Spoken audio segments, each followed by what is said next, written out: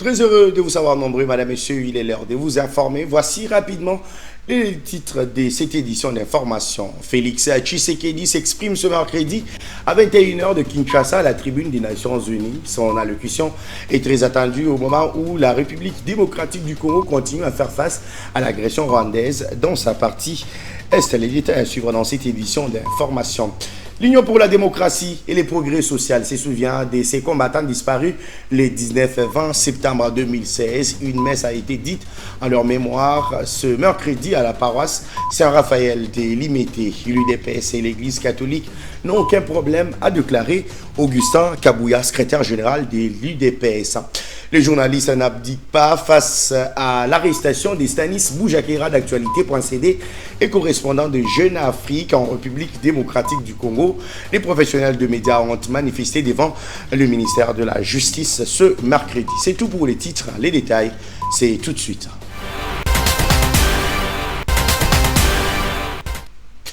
Bonsoir. Jour J pour le grand oral de Félix Tshisekedi à la tribune des Nations Unies à l'occasion de la 78e session de l'Assemblée générale de l'ONU.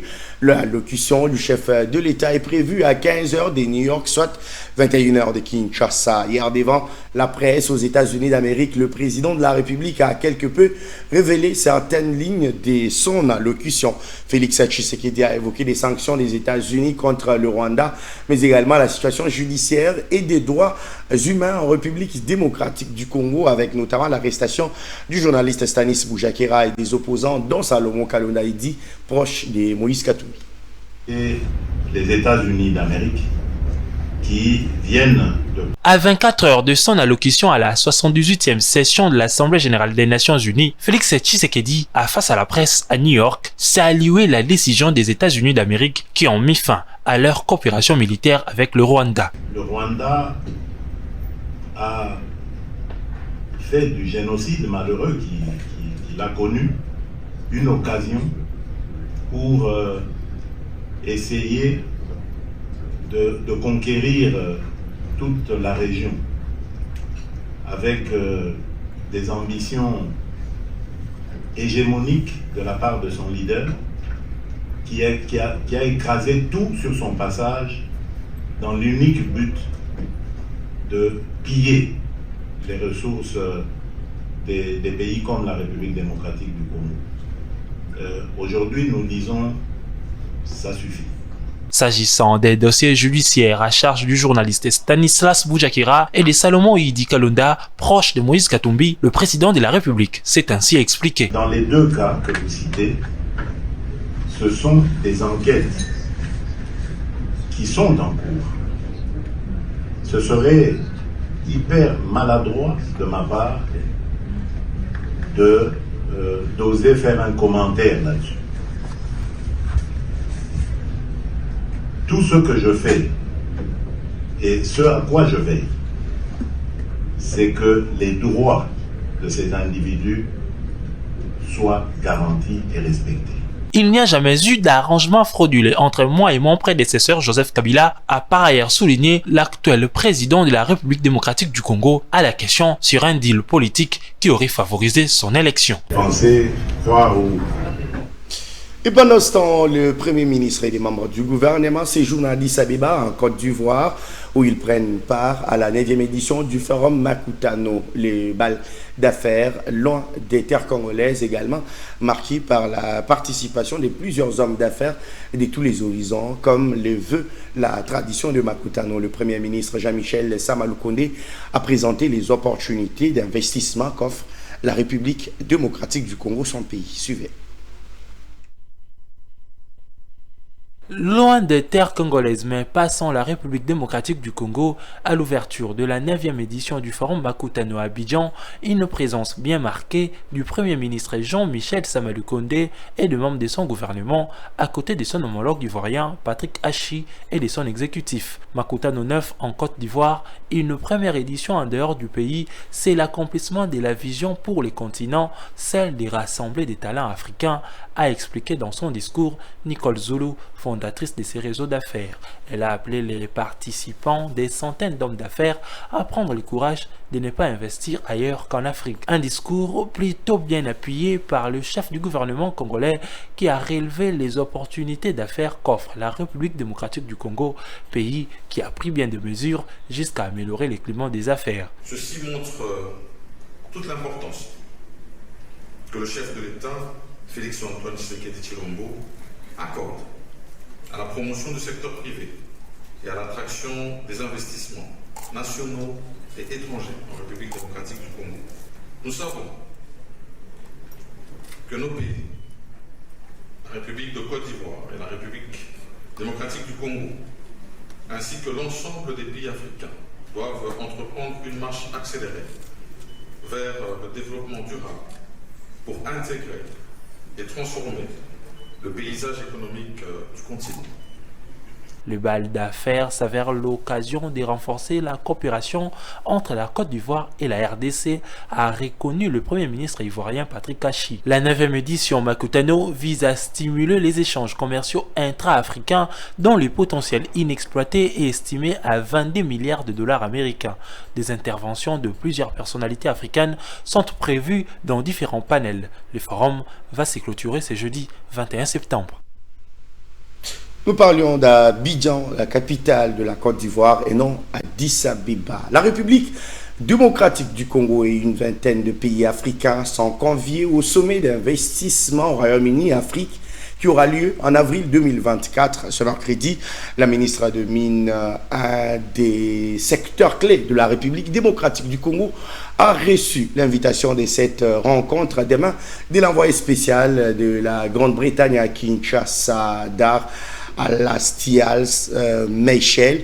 C'était à l'hôtel du gouvernement en présence du vice-ministre des Mines et des membres de la délégation qui accompagnent les émissaires du gouvernement britannique. En prélude du sommet d'investissement Royaume-Uni-Afrique qui se tiendra du 23 au 24 avril 2024 prochain à Londres, l'envoyé spécial de la Grande-Bretagne et responsable de ces projets, Alastair Melial, accompagné d'une forte délégation, a été reçu ce mercredi 20 septembre 2023 par la ministre de Mines Antoinette Samba Kalambay et son vice-ministre Godard Montemona. Plus de 25 pays africains sont attendus à ces grands rendez-vous, parmi lesquels la République démocratique du Congo qui vient d'être invitée officiellement et qui s'avère être très attractive pour les investissements. Pour sa première visite au pays des Lumumba, l'envoyé spécial britannique a échangé avec la ministre des Mines sur les opportunités qu'offrira ces assises à la RDC. Le sommet d'investissement entre le Royaume-Uni et les pays africains.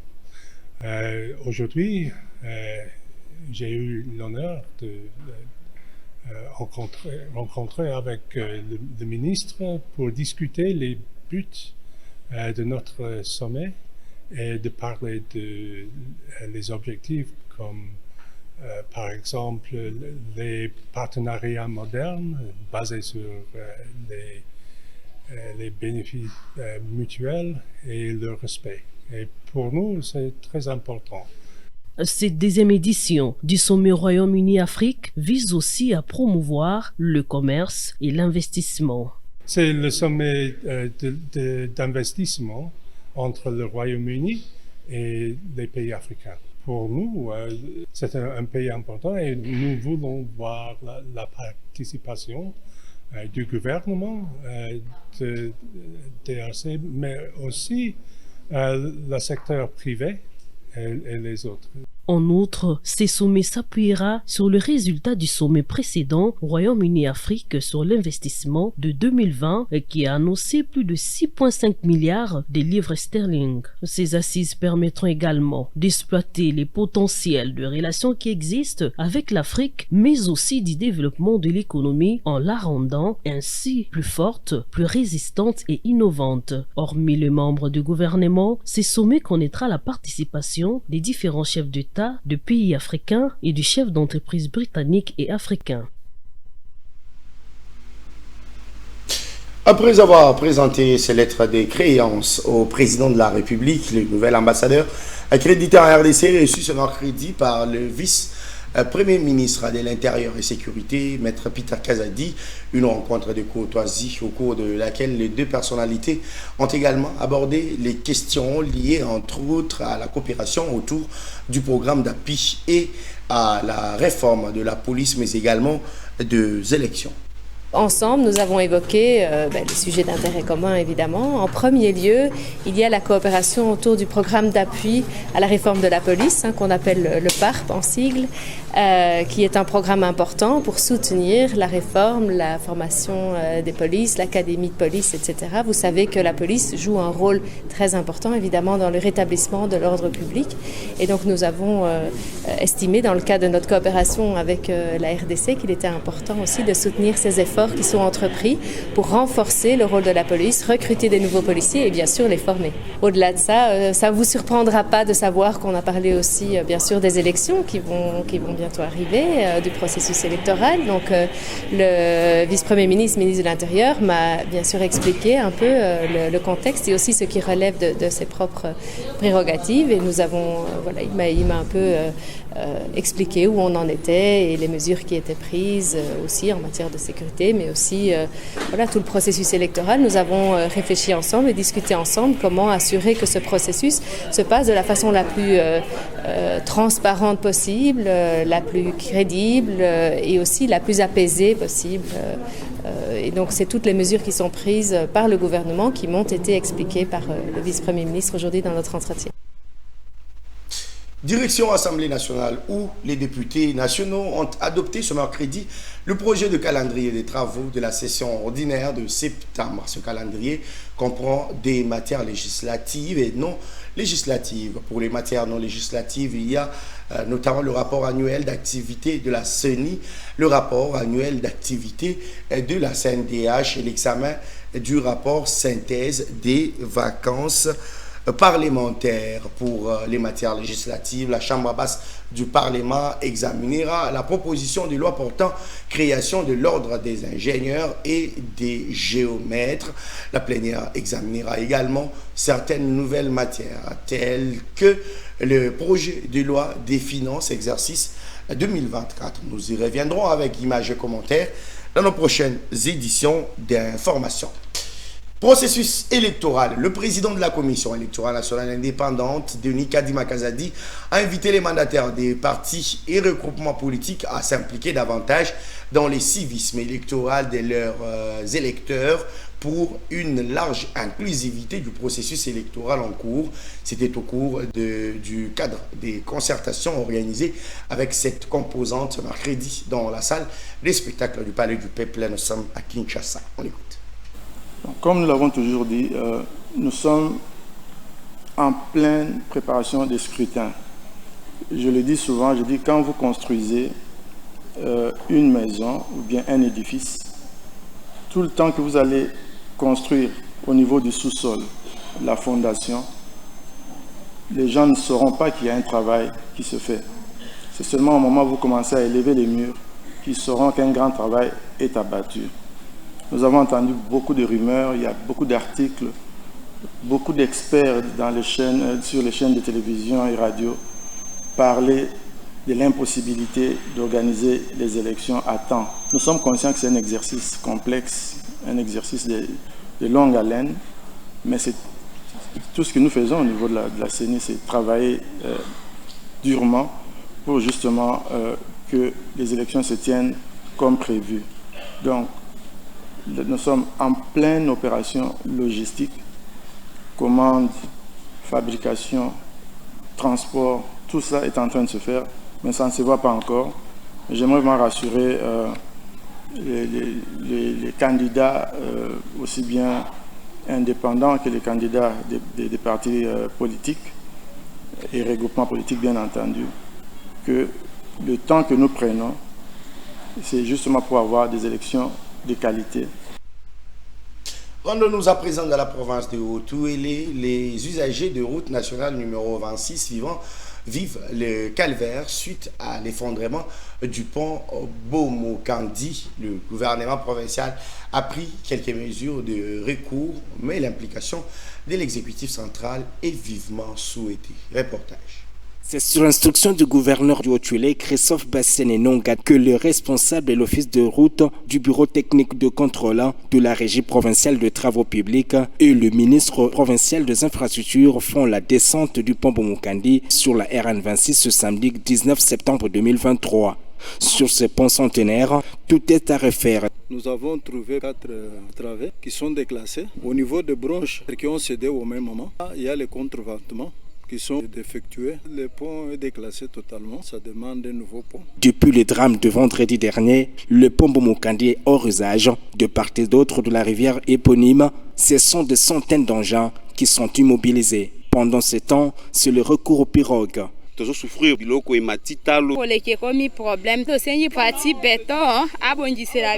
Pour le vice-gouverneur de province, Christian Pitanga, cette situation aurait pu être évitée. La province avait pris un engagement pour acquérir un pont bascule qui a été posé à Beau pour réguler les tonnages. On ne devrait pas transporter au-delà de 25 tonnes. La responsabilité des opérateurs économiques a commencé par le président de la FEC qui avait appelé à la destruction des biens publics est engagé. La responsabilité du transporteur qui n'a pas respecté les tonnages est engagée. Au niveau de la province, c'est de résoudre ces problèmes. Les rapports doivent être remontés au niveau du ministère des ITP. Un SOS a été déjà lancé par son Excellence Monsieur le gouverneur de province, à son Excellence Monsieur le Président de la République. En attendant, le gouvernement provincial s'emploie à réhabiliter ce pont Gada pour continuer à alimenter Isiro en produits manufacturés de première nécessité.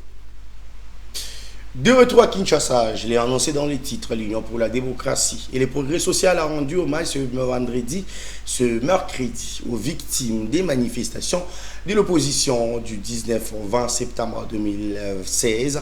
À l'occasion, une messe a été dite à leur mémoire dans la paroisse Saint-Raphaël, dans la commune de Limete. Aux côtés du secrétaire général Augustin Kabouya, plusieurs autres cadres et militants du parti étaient présents. Le 19 et le 20 septembre 2016, des dizaines de personnes ont perdu la vie. Voilà l'essence de cette commémoration en hommage de ces victimes. De cadres et militants du parti au pouvoir ont pris part à cette messe. Du côté de l'UDPS, l'histoire reste encore gravée. On n'a pas oublié ce qui s'est passé et on n'oubliera jamais. Et que cet événement veut dire tout simplement qu'un jour justice leur sera faite et que les familles qui ont perdu le leur et notre parti, nous serons remis dans nos droits pour que nous puissions savoir ce qui s'est réellement passé. Le parti de Tshisekedi dit respecter les opinions des uns et des autres aujourd'hui au pouvoir. Évidemment, déjà de par la définition de notre parti, l'Union pour la démocratie et le progrès social, vous comprendrez par la définition du parti, et là vous pouvez ressortir la vision, c'est-à-dire l'Union pour la démocratie et le progrès social, c'est-à-dire nous prenons l'unité nationale. Déjà un, de deux, nous prenons la démocratie. De trois, nous valorisons le social du peuple. C'est ce le pourquoi nous avons combattu. Cela fait 7 ans jour pour jour depuis qu'il s'est déroulé cet événement.